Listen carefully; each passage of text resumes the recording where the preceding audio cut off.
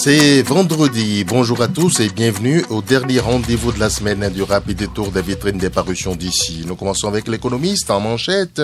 Loi de finances, gestion 2022. Les députés votent 2541,203 milliards de francs CFA pour le budget de l'État. Le ministre des Finances porte ce gros titre à la une de l'économiste. 22e Assemblée générale ordinaire de la CCR-UMOA. Le plan d'action et le budget 2022 validé, nous informe le journal. ZLECAf, un immense potentiel pour faire régresser la pauvreté et les inégalités selon la CNUSED. OMC, nous sommes toujours avec l'économiste, la 12e conférence ministérielle reportée. Pourquoi? Le journal vous le dit. Nous continuons avec Matin Libre. Procès à Ivor. Une condamnation de gros doutes. Dans leur note de plaidoirie, les avocats de l'opposant béninois ont pointé une instruction exclusivement à charge, une absence notoire de preuves et l'inculpation de leurs clients pour délit de proximité. On notera également que les sieurs Huedano et Zinsou, personnages clés dans les dossiers d'accusation, n'étaient pas jugés. Deux noms qui sont souvent revenus au cours de ce procès.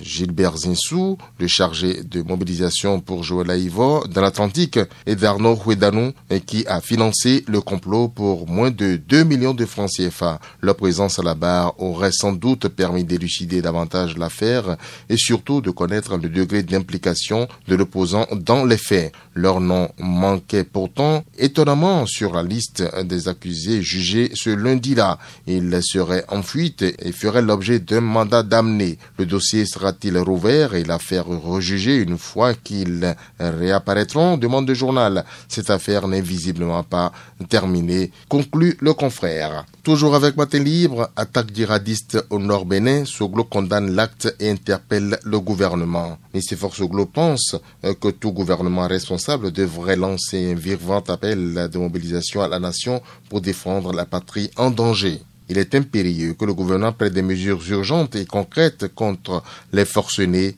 auteurs de ces actes criminels. Nicephore Soglo pense donc que les prisonniers comme Joël Ivor ou encore Ricky Madougou sont loin d'être des terroristes comme le stipule l'exécutif et ses sbires, car pour lui, les vrais terroristes sont ailleurs. C'est pourquoi la résistance nationale exige la libération immédiate et inconditionnelle de tous les prisonniers politiques, le retour dans leur foyer de tous les exilés. Ce n'est que justice, va conclure Pépénique dans les pages de Matin Libre. Nous restons avec le même confrère. Journée internationale des droits de l'homme, l'état des libertés sous talon en débat. Et oui, dans la colonne de ce journal, je lis ceci. Pour la plupart des participants, l'état des lieux des libertés au Bénin est de plus en plus préoccupant. Au dire de Jean-Claude Dossa, secrétaire général de l'Union des professionnels des médias du Bénin, on en est arrivé là parce qu'on a cessé de nous indigner. La peur d'aller en prison a fait que plus personne ne s'indigne. Les classements de Reporters sans frontières ne disent plus rien à personne. On a perdu ce qui faisait notre fierté, a-t-il laissé entendre. Si nous ne vainquons pas la peur, les restrictions vont continuer, a renchéri Maître Francis Dako, ancien président de Amnesty International Bénin. Pour le syndicaliste Adafo Oussou, personne n'est libre dans le pays. Chaque jour que Dieu fait, on ne fait que intimider. Nos familles ont peur pour nous. Qui sont alors ceux qui peuvent oser aujourd'hui, a-t-il demandé. Et Abiba en décide d'ajouter que ce n'est pas que dans le domaine de la presse que le code du numérique sévit. Selon lui, on met tout le monde sur le code du numérique. Nous sommes les porte-parole de ceux qui souffrent en silence. Il faut oser, a conseillé pour conclure le professeur Philippe Noudianoum. Nous sommes vendredi, le baromètre de Matin Libre donne en hausse qui... Je vois entre autres Frédéric Aïvo avec ses textes. Faites de moi ce que vous voulez. Les dernières paroles du professeur Joël Aïvo après le réquisitoire du procureur spécial étaient prémonitoires. Le verdict qui a suivi est sans appel, comparu pour atteinte à la sûreté de l'État et blanchiment de capitaux, des charges pour lesquelles les avocats de Joël Aïvo dénoncent l'inexistence de preuves. Le candidat recalé à la présidentielle de 2021 est condamné à 10 ans de prison ferme plus 45 millions d'amendes. Dans les forums WhatsApp, sur Facebook et autres, c'est comme un deuil qui a frappé les internautes depuis depuis cette journée du mardi 7 décembre 2021, écrit le journal. Également en hausse dans les colonnes de ce journal, Faustin Haïssi, il dit que la suspension des salaires des aspirants grévistes est une très mauvaise réponse à un vrai problème. C'est ce qu'il pense.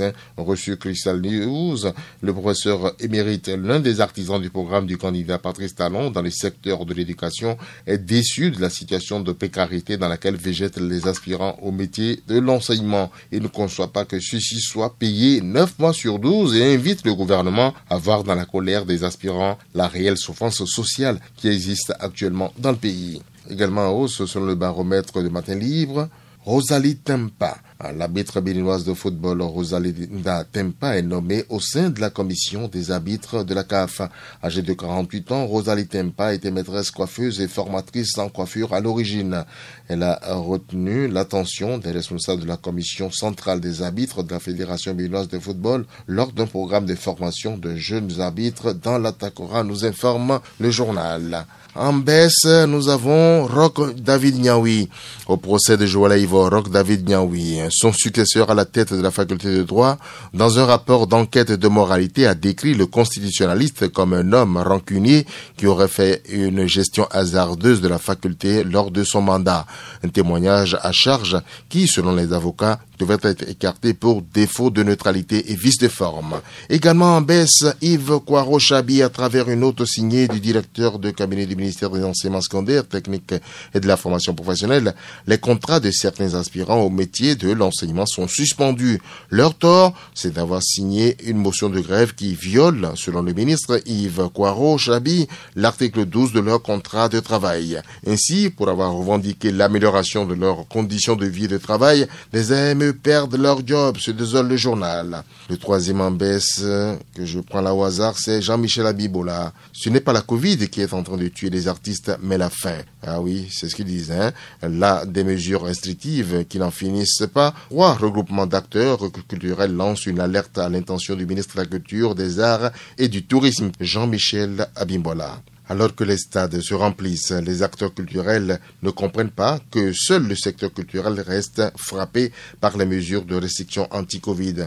Laissez-nous retrouver la scène et les espaces d'animation. C'est de ça que nous vivons, ont-ils laissé entendre, rapporte Matin Libre dans son numéro de ce vendredi. Les 4 vérités doivent lire ceci. Double attaque terroriste contre le Bénin au nord. La Fondation Malherosou apporte un soutien de taille aux forces armées béninoises. Forum régional des universités pour le renforcement des capacités en agriculture, présence remarquable de Raphaël Chilimé du laboratoire B. Nous informe depuis ça ce journal. Porto Novo, le ministre Tonato visite le nouveau chantier de l'Assemblée nationale. Conseil national et congrès extraordinaire à Dassa, d'importantes décisions annoncées aux assises des FCBE. Le pays émergent. Préparatif du 50e championnat du monde de pétanque 2022 au Bénin, le président de la CASB, préoccupé par la réussite de l'événement. À 363 jours de la compétition, l'honorable Idrissou Ibrahima prend ses responsabilités et prévient, et comment le journal vous le dit, dans son numéro du jour. Équipe nationale de football version Michel Dussuyer, la fin d'un cycle. Il y a la nécessité de donner la chance à l'entraîneur adjoint Moussa Latondi pour rebâtir une nouvelle équipe, donnant à lire ce confrère. Lotissement sauvage à Bomekalavi, le propriétaire du lot 202 et 203A donne de la voix dans les pages de ce journal. Lutte contre la corruption au Bénin, des résultats en dents de scie, qu'il dit Jean-Baptiste Elias du FONAC dans les colonnes de Le Pays émergent. Dynamisme Info, sortie discographique après 9 ans d'absence à l'Odoubé. La nouvelle connexion musicale entre Jacques Oho et ses fans.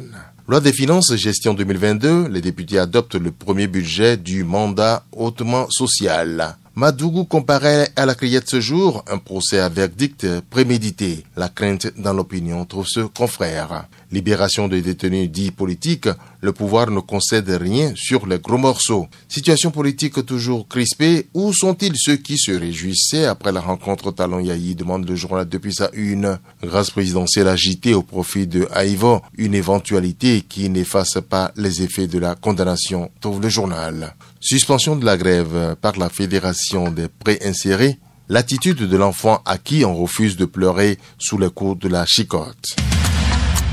C'est fini pour le numéro du jour. Prenez soin de vous. Merci pour l'attention. René Tatou, Jérôme Kassa. Très bonne journée et joyeux week-end à tous.